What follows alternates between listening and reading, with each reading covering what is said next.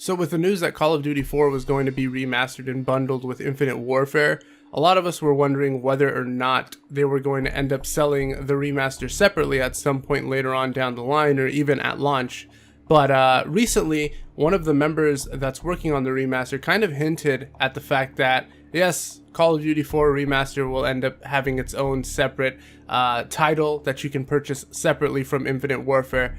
Now, obviously, this is kind of speculation because we're kind of picking his words apart here, kind of dissecting the language that he used. But even from a logistical standpoint, it still makes sense for Activision to give Call of Duty 4's Remaster a standalone release that gamers can go out and purchase if they don't want to play Infinite Warfare. So the director of Raven, which is the studio that's working on the remaster for Call of Duty 4, and I believe they also worked on Modern Warfare 3 if I'm not mistaken, or it might have been Ghost, so one of those two games. But anyways, his name is David Pellis, and in a recent interview, basically what he stated was, he was talking about the 10 maps that were going to be coming with the game at launch, right? And then he also mentioned that in December they're going to be giving us the other 6 maps that are missing from the game at launch. And he specifically stated, I have the quote here, it says, "For anyone who owns Modern Warfare Remastered or a version of Infinite Warfare that comes with it, they're going to get all 16 maps for no additional cost." So essentially what this is stating is he's drawn a distinction between people who own a copy of Infinite Warfare that came with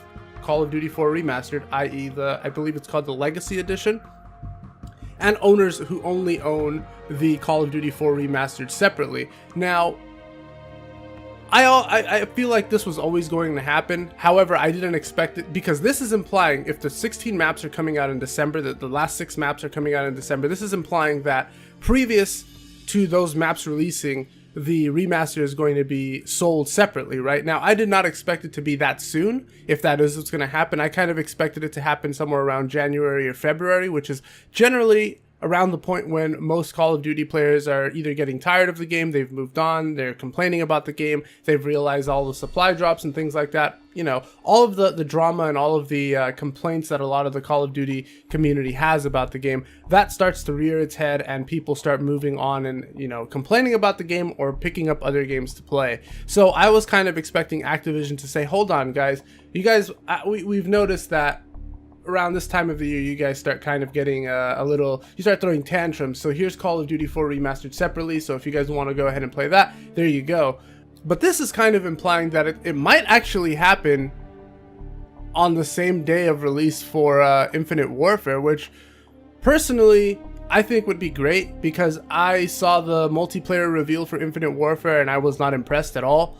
The multiplayer, it's just, I mean, I'm sure that there are some people who are into that kind of stuff, but me being a Call of Duty, I guess, veteran, even though I hate using that term, you know, somebody who's been around since Modern Warfare 2 and a little bit of World at War. I didn't play Call of Duty 4 in its heyday, but I did go back to it once I picked up Modern Warfare 2. But somebody who's been around for, you know, close to 10 years now, who's played the game for close to 10 years, I'm not really a big fan of the new style of Call of Duty. I'm not really a fan of the boost jumping, and I've mentioned this time and time again, and people have told me, you know, that's what the game is now, just deal with it. And I don't necessarily agree with that. I think that, yes, that is what the game is now, but I think Activision also realizes that there is a part of the community that doesn't enjoy that. If they didn't realize that, they would have never packaged this Call of Duty 4 Remaster with the game, right? With Infinite Warfare, because they know that the Call of Duty 4 Remaster is what everybody has been waiting for. We've been asking for this since like Modern Warfare 3, we've been asking for this kind of stuff. And, you know, now they're starting to realize, oh look, our sales are dipping, our pre-orders for Infinite Warfare aren't that high, what are we going to do to please us, the shareholders? Well, we packaged Call of Duty 4 Remastered with it, and all of a sudden pre-orders start flying through the roof, you know what I mean? So I really hope that this is true. I hope that we don't have to wait to get a separate release for Call of Duty 4 Remastered, because personally, I was going to pre-order the Legacy Edition of Infinite Warfare, well, not pre-order, but I was going to get the Legacy Edition of Infinite Warfare just for the Call of Duty 4 Remastered, but I think about it and I go, is $80 really worth it? You know, you're getting Infinite Warfare, which is 60 or 65 with tax, whatever, and then the other 20 is going towards COD 4, and even though the standalone version of COD 4 is probably going to cost 50 to 60, maybe 40. I'd be surprised if it costs anything less than 40, to be honest with you. If they sell it for like 30 or 20 bucks, that would be incredible, but this is Activision that we're talking about, and we know that that's not going to happen. So I would much rather spend 50 to 60 on COD 4 than spend 80 and have Infinite Warfare and not be able to sell the disc, right, or trade it in. Because originally that was my plan. I was like, okay, I'll get Infinite Warfare or whatever, and then I'll trade that in or I'll sell it on eBay, and then I'll just keep the Call of Duty 4 stuff. And then I realized, well, you can't do that because all the COD 4 information is actually on the same disc, so you have to keep them both, which is something that it kind of ruined my plans, but you know, they thought ahead and they realized that that's something that they would have to do if they didn't want people to just start refunding the game, and that would probably have made news headlines and made Call of Duty look bad. So I don't want to sit here and say that I don't think Infinite Warfare will be a good game. I do think we're going to be pleasantly surprised, but I don't want to take that risk and get it on day one and be like, wow, this. I don't want to have another instance like I had with Advanced Warfare.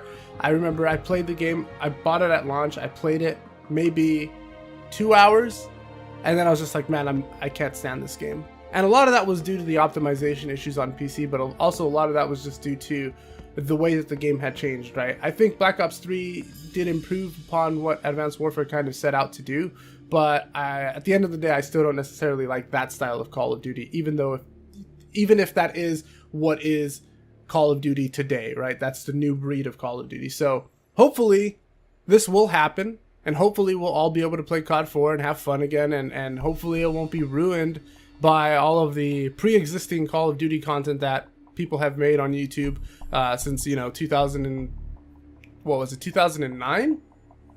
I think that's when, yeah, it was like 2008, 2009. Those were the days. That's when I first started getting into the COD scene on YouTube and all of that. So, you know, we'll wait and see. We got to wait for an official announcement from Activision. It's probably not going to happen until like the day before the game drops or a week before the game drops, because they're trying to get pre-orders up. They're trying to get people excited for Infinite Warfare. I know that the beta is happening about a month from now, less than a month from now, actually. Today's the 19th. So I'll probably take part in that, and I'll upload some gameplay and give my thoughts about it, and maybe my mind will change. Maybe I'll actually enjoy it, and maybe I'll end up getting both, but you know, that still remains to be seen. I'm not the kind of person that is willing to jump in and be a first responder or first like kind of like a beta, well, not a beta tester because I'm gonna be in the beta, but more so like go out and spend 65 bucks on a game that has a track history of not really impressing me and kind of disappointing me at times. I'd rather let other people go out and do that, and then I'll take the feedback from them and see what they're saying about the game, and then you know, I'll make my decision at that point. But with all that being said, go ahead and leave your thoughts down below in the comment section. Leave a like if you liked the video, leave a dislike if you disliked the video, follow me on Twitter, subscribe if you haven't already, and I hope you guys have a great day.